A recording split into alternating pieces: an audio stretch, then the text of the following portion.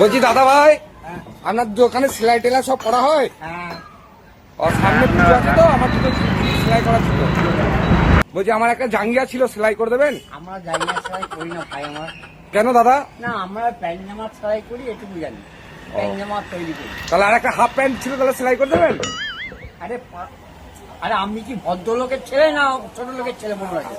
আমি তো ভদ্রলোকের ছেলে, আপনাকে শোধাচ্ছি ওর জন্য। না, আমি আসবেন না কেন, দয়া করে বলছি আসবেন না। আচ্ছা, আমাদের দোকানে এটা বিশ্বকর্মার দোকান এটা। তাহলে একটা গামছা সেলাই করে দেবেন? না, গামছা গামছা সেলাই করি না, গামছা সেলাই করি না। গাল দিচ্ছেন কেন? দেখছেন? তাহলে একটা রুমাল আছে, রুমালটা তো সেলাই করে দেবেন? না, রুমাল গামছা ওসব করি না আমরা। আমরা একটু অন্যরকম ব্যবসা আমাদের। করে দিন না দাদা। না দাদা ভাই, 5 টাকা দেবো আপনাকে। 5 টাকা? এটা আমার খুব বেশি তুলতে বলুন। আমি তো আচ্ছা, আপনি কি আমার কি ফোন ছাড়বেন না নাকি? আমি একটা ভালো জায়গায় এসেছি, ভালো। তাহলে শুনুন, তাহলে 7 টাকা দেবো। 5 টাকা আর 2 টাকা বাড়িয়ে দিচ্ছি, 7 টাকা দেবো। 7 টাকা? হ্যাঁ। এখানে 7 টাকার কোনো যুগ নেই।